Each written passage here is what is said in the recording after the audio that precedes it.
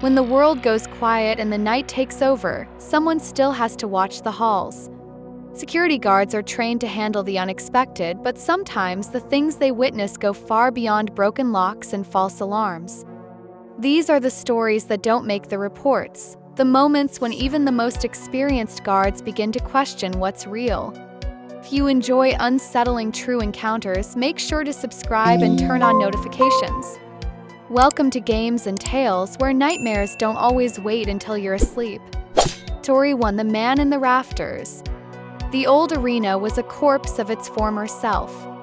Once packed with 6,000 roaring fans, now it sat silent, its dusty seats and dark corridors echoing only memories. It hadn't hosted a single event in over 2 decades, but the city still kept a lone guard posted every night for security. Most shifts passed in dead silence. But not this one. The guard on duty was a seasoned veteran. He had worked that building dozens of times. He knew every turn of the catwalks, every creaking stairwell, every flickering light. But tonight, something fell off. He couldn't explain it. The air felt heavier, the halls darker. Even the familiar buzz of the old fluorescents seemed subdued. Till he pressed on with his rounds. He wasn't one to spook easily. He reached the top level, the highest tier of the arena, where a narrow wooden catwalk snaked above the massive auditorium floor. It was the old lighting rig area, usually avoided because of its rickety construction and dizzying height. But he checked it like always. As he walked slowly along the beam, his flashlight sweeping across rusted spotlights and cobwebs, a sound broke the silence.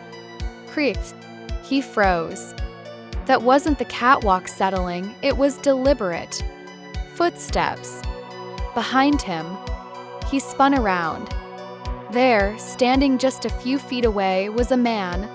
Pale. Smiling. Frozen mid-step like a child caught sneaking a cookie. But this man wasn't holding a cookie. He held a rusted steel pipe.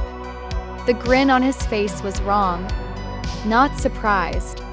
Not threatening. It was gleeful, like this was a game. Instinct kicked in. The guard drew his sidearm.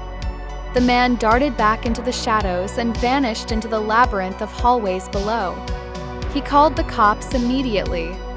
What followed was a full sweep of the arena with a K-9 unit. Every basement, every dressing room, every stairwell. No sign of him. But they found something else. On the dust-covered counters of the old concession stands, someone had drawn disturbing rhymes, nonsensical and threatening, like something from a bad trip. Tick figures hung from nooses. The words "you looked but didn't see me" were scratched deep into the metal of an old popcorn machine. No break-ins were ever reported. No missing persons. And the city still doesn't know who or what had been living there. The theory? A mentally unstable squatter who made a sport out of stalking the guards without being seen. The last time the storyteller visited the arena, the writing was still there. It's easy to think of security guards as people who sit in booths and monitor cameras. But for those who walk the long, empty halls in the dead of night, they sometimes encounter what no one else sees. And whether it's a ghost, a madman, or something in between, the true fear lies in what's watching you right before you turn around. Story 2: The Man in the Parking Lot. It was just past 3 a.m. when the radio crackled. The hospital had been quiet, unusually quiet, for a Friday night. But that silence didn't last long.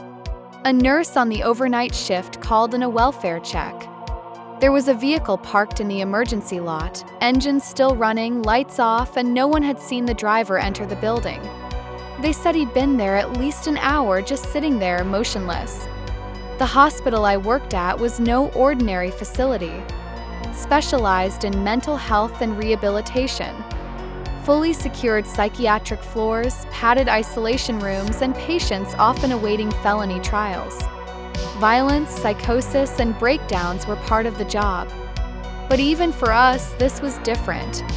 I walked out into the cold night air with my partner, both of us security for the facility. We approached the car slowly. From the outside, we could barely see the man inside. He was hunched over the passenger seat, twitching.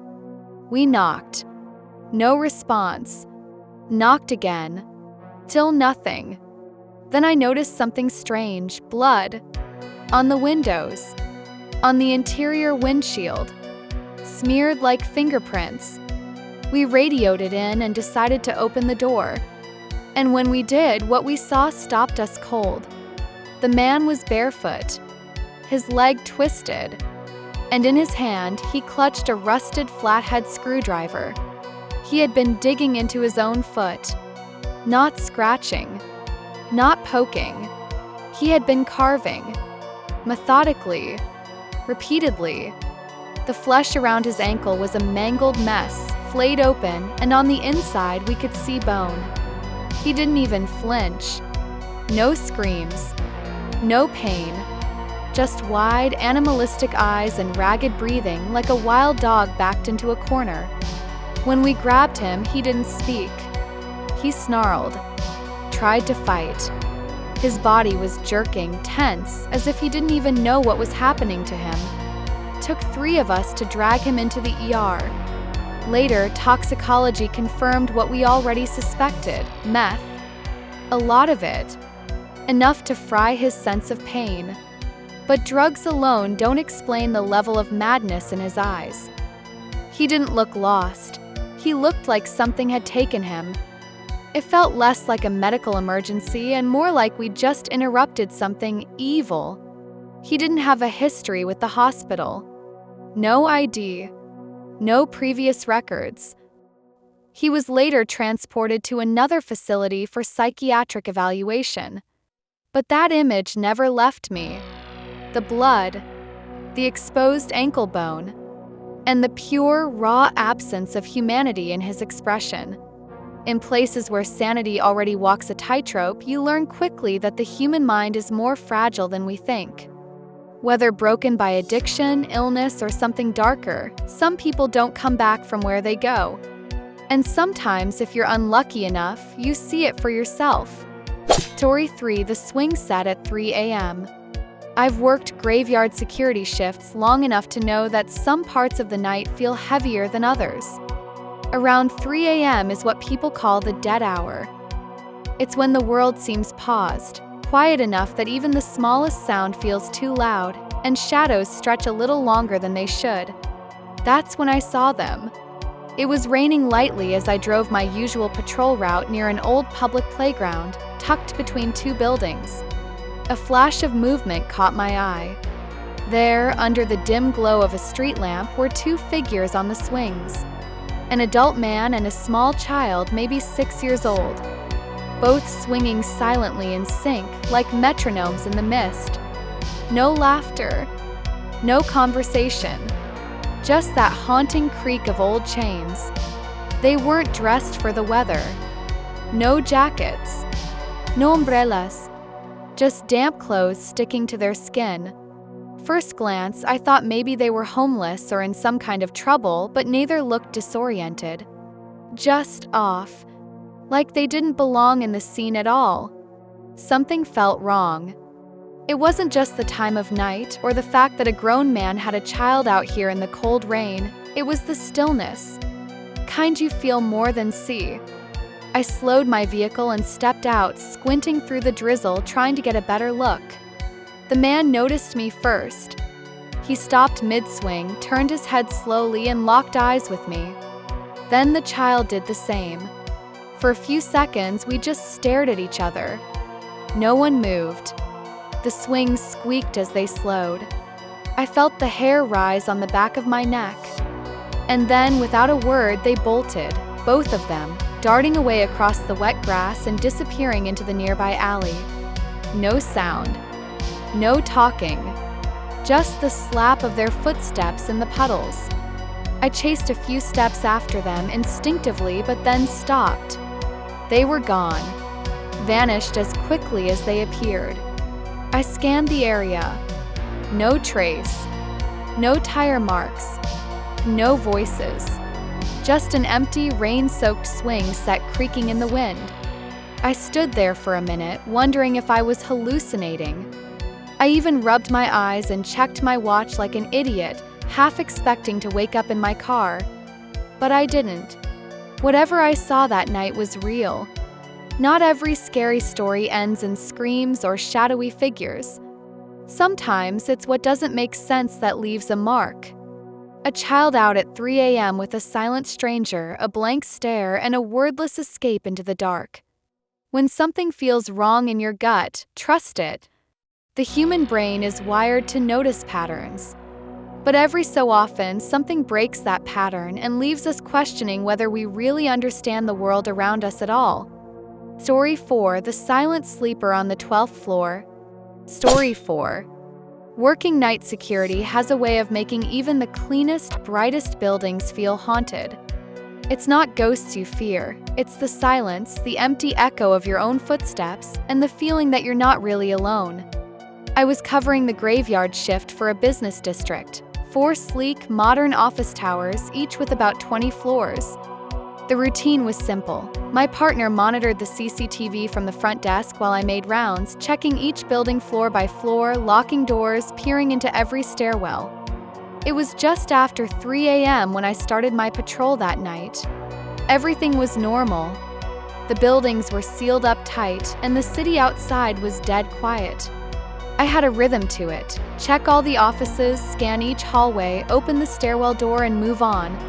By the time I reached the 12th floor, my mind had already begun drifting into autopilot. I pressed my badge to unlock the stairwell door and opened it. That's when I saw him, just standing there. A man, still as a statue. Not moving, not startled. Just watching me. He wasn't dirty or disheveled like you might expect from a squatter. He was wearing clean clothes. Had a rolled-up sleeping bag next to him like this was just his regular stop for the night. No one should have been there. And yet there he was. Calm. Silent. I froze for a second, hands still on the door before I spoke up. "You can't be here," I said, keeping my tone firm but calm. He didn't argue. He didn't explain. He didn't say anything at all. He just picked up his sleeping bag and started walking toward me, eyes never leaving mine. No anger. No panic. Just emptiness, like I wasn't even real to him. I walked him to the elevator and out the front entrance. Still no words exchanged. He never resisted. He just disappeared into the night like he'd done it before. When I returned to the control room, my partner looked pale. "You saw him too?" he asked. "That guy with the sleeping bag?"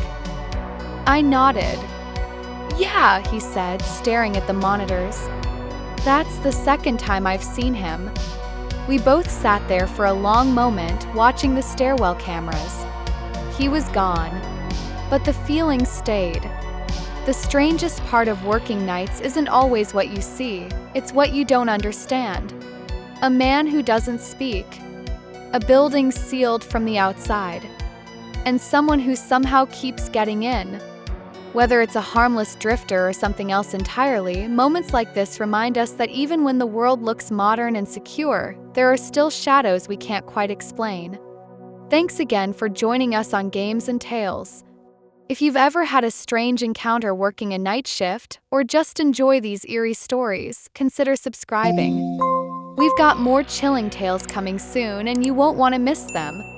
Till then, stay safe and watch those stairwells.